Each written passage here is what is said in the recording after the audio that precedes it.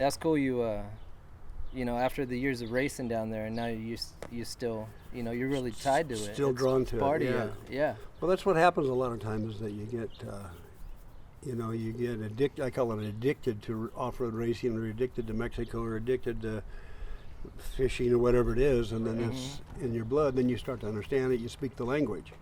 I always say the first thing you have to do is speak the language. Do you golf? I'll give you an example. I have, yeah. I like to. I haven't been for a while. Do you know the terminology then? Yeah. Yeah. I don't. See, I don't know a birdie from a, From a bogey. Yeah, bogey. I don't know about it. But anyway, Bogey was a good actor, though. Yeah, right. Yeah, Bogey was extremely good at that. But what I say is that if you were going to try and go into some kind of paragliding or parachuting, and you didn't know the terminology, because you got to know the same with cars. You have to know the terminology. Yeah. Yeah. Right. Otherwise, you can't bluff your way in. Yeah. You can't lie. I'd pick up on a second that you didn't know anything. You don't know shit about off-road racing.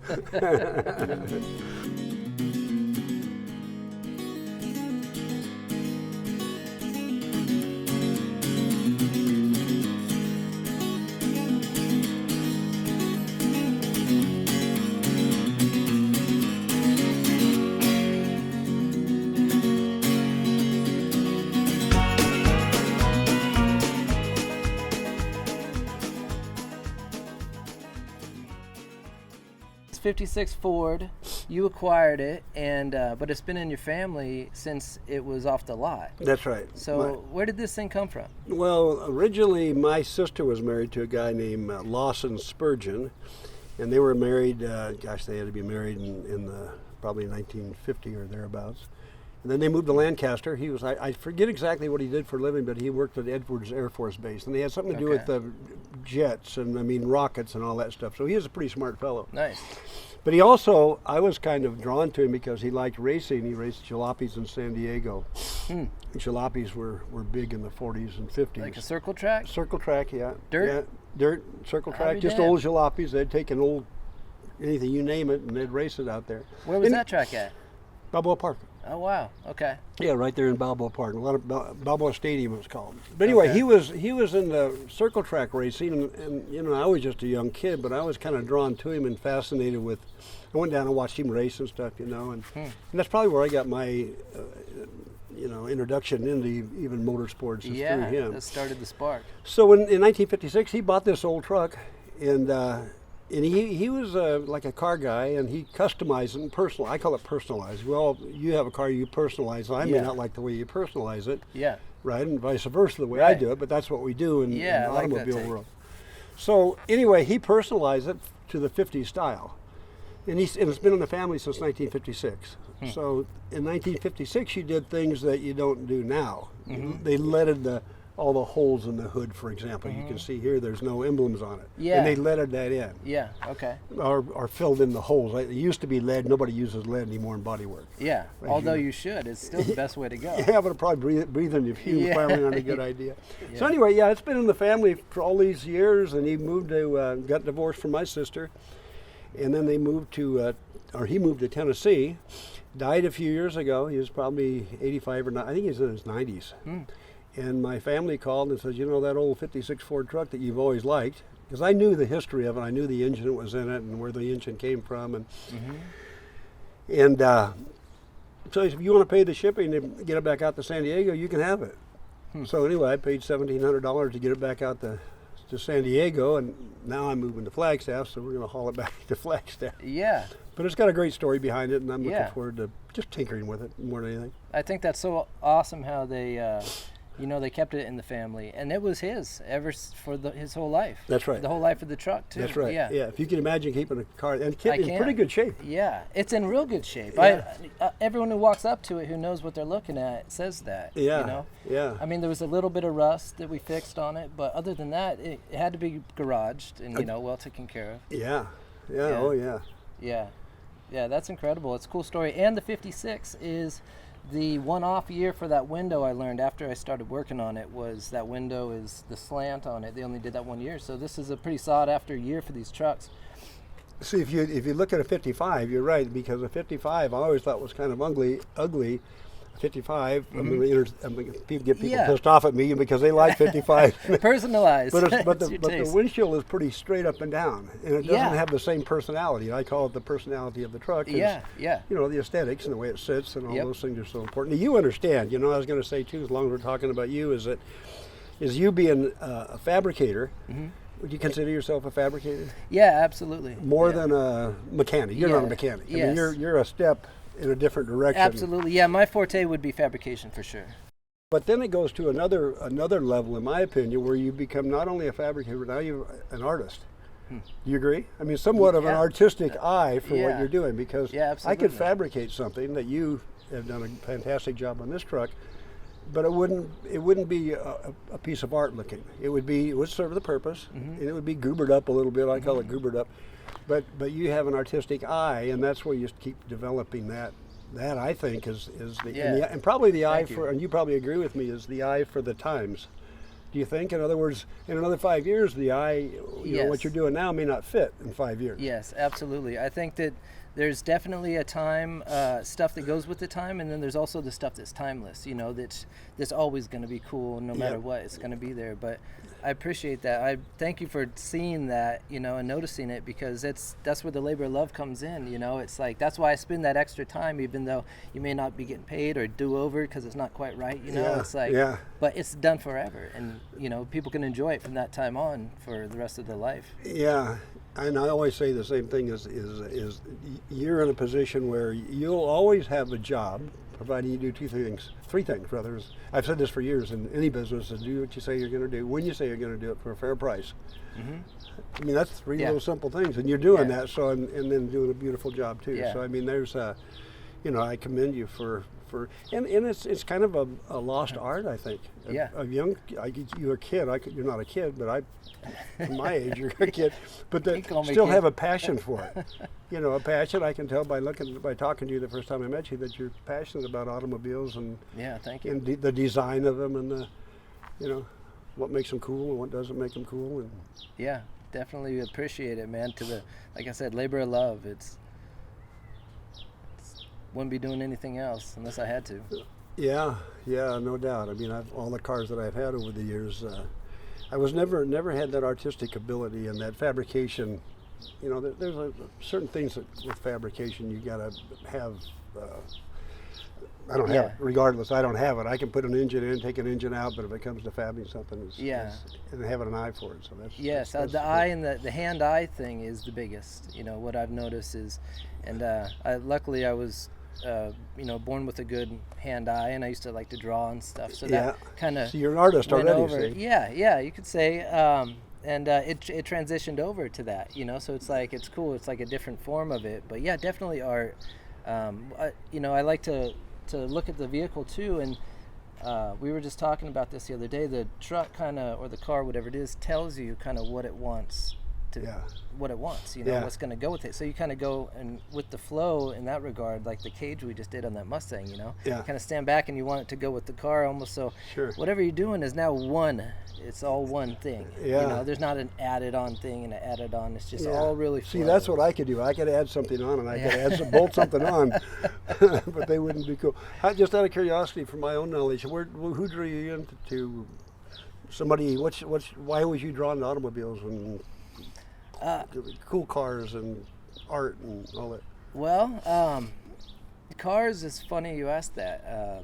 There's pictures of me probably 3 or 4 years old, whatever, with cars perfectly lined up down the living room floor, you know, little Hot Wheels. And my mom said, you know, I would just take hours just making them all just in the perfect line. So you had that kind of like art going in what the cars did. I never even really thought of it like that. But so I always just liked cars. Grew up on Dukes of Hazzard, you know, and Fall Guy had that truck, and so those were early memories. And then let's see, your dad, your uncle, anybody in your family that... Dad and uncle had some cool cars. My dad had a '64 Comet in high school, and they had a few cars. So that definitely, he was my initial source to get the info. I would always go ask him, Dad, how does the motor work again? How does the motor work again? How does the motor? And he'd sit down and he was enthusiastic about kind of guiding you too then. Yeah, and cool. A few things that he taught me, like torquing lug nuts on a, still the way you do it. Like he taught me that, and every time I do it, I think of that.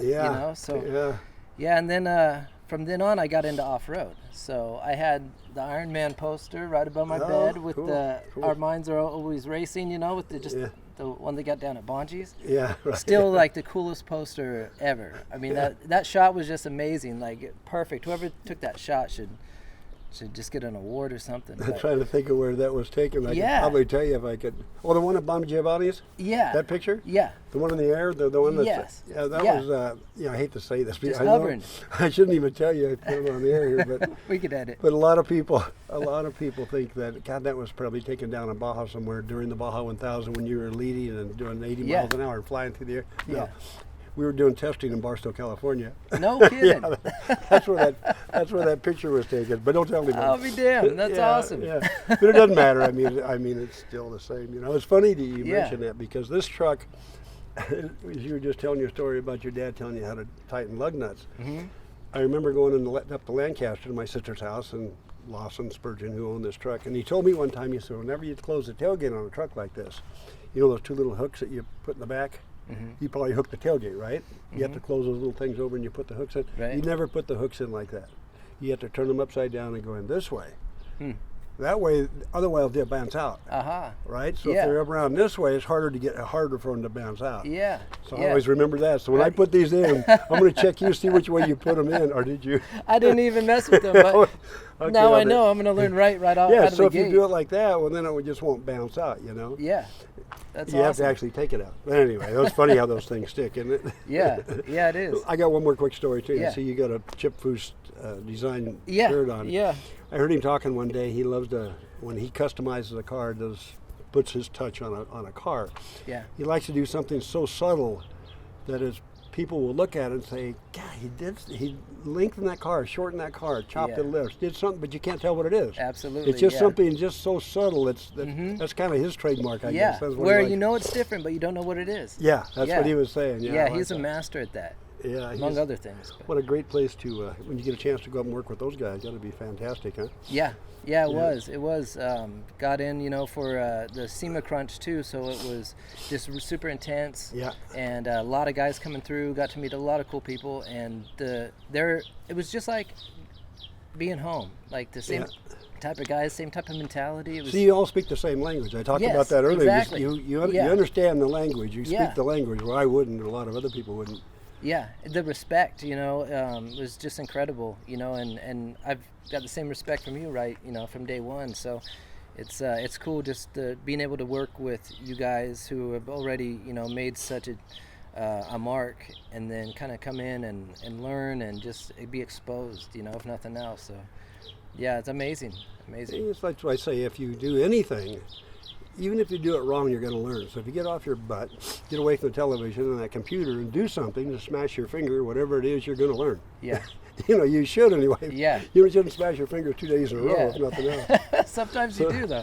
Well, you do. Yeah, sure you do. Speaking of learning. Making mistakes. Yeah. Speaking of learning, you had mentioned racing go-karts at a young age before, and I wanted to hear a little bit more of that, and I'm assuming that's the first kind of competitive behind the wheel you were doing, or? No, it was before that even. When I was raised here in El Cajon and bicycles, I was into bicycles. I did everything with bicycles. Jumped them, turned them upside down. Right on, me too. Did upside down bikes. You ever build an upside down bike? I never built one. We just turned it upside down, pretended we were making ice cream. No, but if you turn it upside down and reverse the fork, now the sprocket is up high, right? Huh. And you have to reverse the wheel and the bell crank. Yeah. So now when you pedal it, it'll go forward, and then you can put a seat on it, and then you're about that far off the ground. So anyway, I raced those, raced coasters, talked to all the neighbors and the neighborhood kids to race down a dirt alley where we lived. And so how old was this when you started with the bikes? Oh, I don't know. I had to be biking fifth grade, third, fourth, fifth grade. Okay. Just a kid, you know. Okay, yeah. Then we got a Yeah. go-kart, got into go-kart racing. Actually, I raced in Mexico in the 50s. Down in Ensenada, they had some endurance races in Tecate, Mexicali, and Ensenada. Was that through streets or? Through the streets of Ensenada Wow. in the 50s. That is awesome. So yeah, I did that, and then you know, the go-kart racing lasted till I figured out what girls were for, and I met my wife, got married, and then I was out of it for a while, and then got back into a friend of mine racing dune buggies. Okay. The deal was that he would buy the dune buggy, and he would put all the money in it, and I would help him work on it, exchange for riding. Yeah, yeah. Okay, the so he same would thing drive, and all these guys are still doing.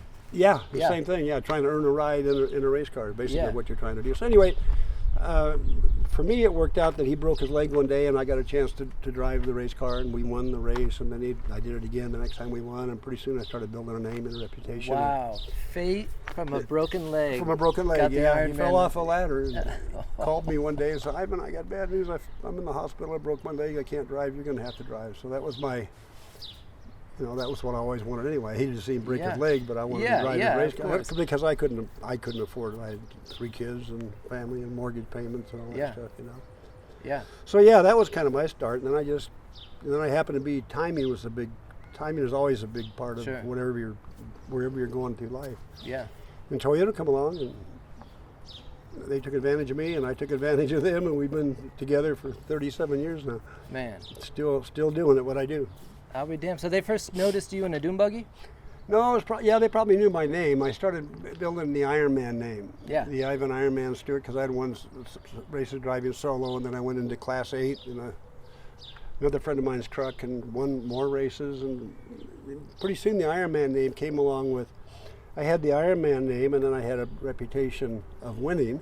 Mm-hmm. And when Mickey Thompson started the Stadium Series, I had the ingredients. Mm-hmm. And the timing was perfect that they wanted the Ironman to drive their Toyota trucks. Yeah. So I mean, it was just like the Yeah, absolute perfect storm for me totally. to get out of the construction company I was working with in San Diego and go off-road racing full time, make a living of it. Man, And incredible. And that's the rest of his history. I'm still doing it. I always wondered with that single seat Toyota. I think there was one that was a Class 8 before it was the trophy truck, right? It kind of looks similar, same body. It was a Class 7. Class 7. It was okay. a Class 7. They built it. Actually, that had 2 seats in it, the Class 7. Okay. But we were so far out of the rules that everybody started boycotting us because Mm-hmm. it was obvious that it wasn't a mini truck. It was a full-on race car. Yeah. And then it Started moved breaking into the single-seat trophy truck. But I raced Class 8 before that in the domestic truck. Okay. But Toyota, that single-seat deal came because it was easier packaging the engine and all the coolers and everything around somebody sitting in the center, plus the liability. Yeah. You know, the not having somebody else to worry about getting hurt out there, you know? Yeah, I'll never forget that picture with the body off of it, and that thing was just like the most state-of-the-art thing you ever seen back then. It was amazing. What was it like where'd you first drive that thing, and what'd you think what was the impression it made on you? Well, I just had the confidence. By the time that single-seater was built for trophy truck racing, I had the confidence in Cal Wells and the team, because you just can't build something like that right out of the box and it's going to work right. Right. You know, it's got all the potential. Yeah. You know, but it's not dialed in yet. You know, you know the terminology, dialed in. A lot of people don't know this. You have to dial it in. A lot of changes have to be made in those cars. Shake it down. I was like that one. Oh yeah, shake it down. All those things had to be done. So I mean, it wasn't right, but I had the confidence that they were going to get it right because they had the engineers, they had the staff, they had the fantastic craftsmen and fabricators and engineers, especially, that were going to make it right. So I mean, and eventually it got better and better and better. And I could actually drive that V6 powered truck at about 80% of my ability and 80% of the truck's ability, and win races right and left.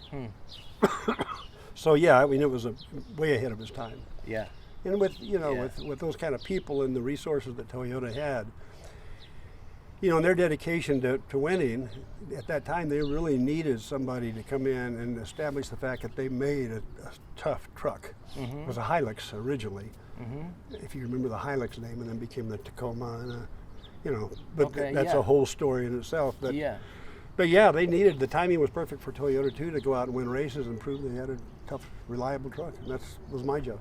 Yeah. Yeah, because they didn't have like a full size, so to speak, and they had one of the mini trucks, so that was a huge statement. Well, I went through the whole gamut. When I first started driving for Toyota, they only had a 4-cylinder motor. That's all they had. They didn't even make a V6. And eventually they got to a V6, and then years later they built the V8, and that was really the fun one to drive. And that was fun to go through that whole transition of development. And there was a lot of time that Toyota racing development went through building engines, and you had to build them with torque.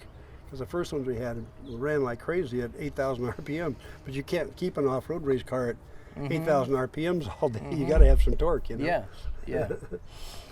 But fun times. I mean, I wouldn't trade those days for nothing, you know. Yeah. No, I'm sure glad you did it. I mean, gave us that thing to follow and that inspiration from a young age, which ultimately got me into the off-road, and then transitioned into hot rods, because there's kind of hand in hand with fabrication. But real quick, I actually got to see that my first race to go down with Spirit and the guys to pit was the Baja 2000 in 2000. Oh, okay, yeah. And that was my last race, yeah. It was your last one? That was my first one. Yeah. And you were the first car through. It was about 3 a.m. at Grow Negro. Yeah, and, I was trying to think, yeah. Oh, man, I popped up and, oh, my God, look at that, Ironman Stewart. Yeah. He just kept through with like a patch of daylight. Just huge.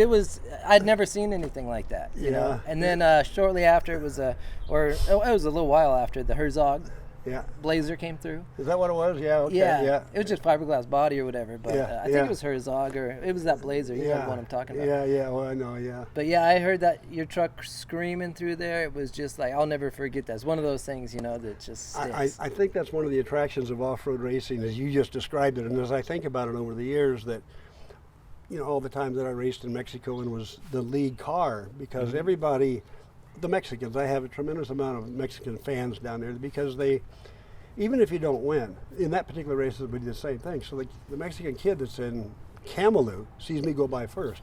He assumes I won. He doesn't know that 300 miles down the road we blew a valve broke or something. I forget what happened that race. Yeah. So I mean, and plus I think it's probably, and you're probably in the same boat, and was for me, that was something I had to do, because what a feeling that must be to race through the night through the wilds of Baja. Yeah. And all by yourself. And then I saw Parnelli Jones do it, and I got that same feeling that I had to figure out a way to do that. And that's that was just part of the attraction, was the thrill, the excitement, the adventure of racing down there, much more than the race. I wanted the adventure, and the race was just almost secondary. I'll be damned. Yeah, it's like a man versus land. Yeah, it's the ultimate challenge. The real race starts when you break down. Right? I mean, it's when everything's running good, that's no problem at all. When that axle goes flying out, I'm out in the middle of nowhere. How do I get out of here? Yeah. I mean, can you imagine when they were racing bikes down there with no radios, no maps, just... Oh, yeah. Well, we had CBs when I first started, just CB radios. But they were worthless. If you couldn't see the guy, you couldn't hear him. So if you take that, that'll just come out, right? But if you put it in this way, now it's got to go through a whole apparatus to go upside down and all that stuff to get out, right? There's no tips and tricks with that.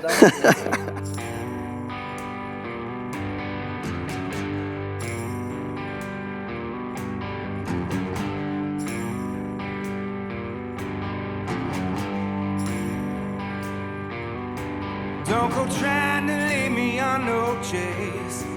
Got a body like an antique face.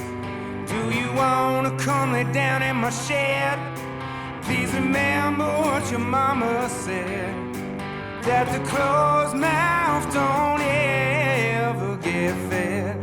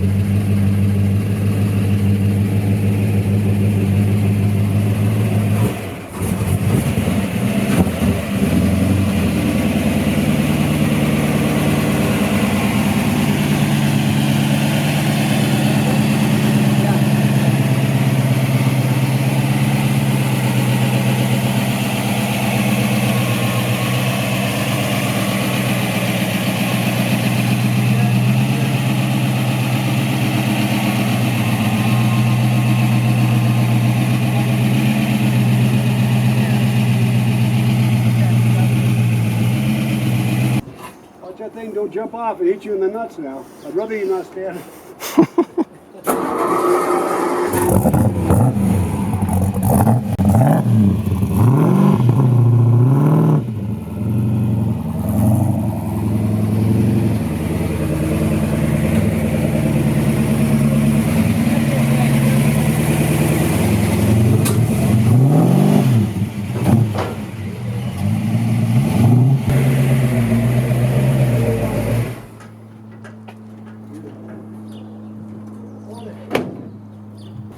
Okay.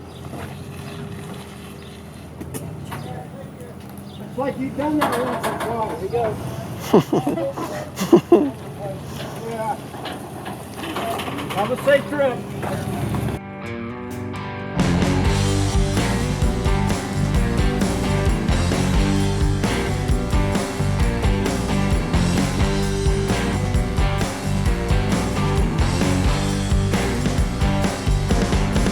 Don't go trying to pick and start no fights. Don't go hating folks who don't things right. Got some nerve to sit and talk about crap. Please remember what your daddy said, that the closed mouth don't ever get fed. Got a rattlesnake tail on a bow tie. Got a wounded heart in my chest. Drinking scorpions blood till the day that I die. That's the next time I'm gonna rest. You're going 5 out of 6 and haven't touched that truck with a wrench. You know, and I don't think anybody in off-road racing has ever done that. So what we have, what you want, what we got in the desert truck is a truck that is 20-30% better than the competition. By that I mean the shocks are right, the sway bars are right, the torsion bars are right, the steering geometry is all right.